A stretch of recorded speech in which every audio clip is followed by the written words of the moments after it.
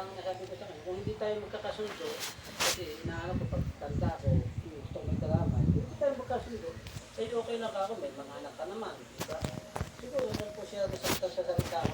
Ano po yan? Salita lang, walang kasamang uppercut o Wala po. combination. Ang nangyari po no, ang nagawa ko lang hawas mo sa ano, yung nagbasag po ako ng Ayun, ayun. yung Wala plato. ka.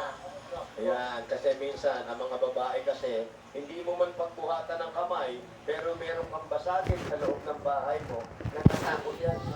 Kasi iniisip nun, kung nagawa niya sa kasangkapan, pwede niyang padapuin din yung mga kamay niya sa akin. Ganun yun. Bakit nag-decide ka agad na wala? So, kayo, wala ka bang pagsisisi sa nangyari? Nagsisisi po. Lalasan Kaya, Please. Wala na ang pera, ang wallet ko. Ubos. Ano nga po ito? What's this?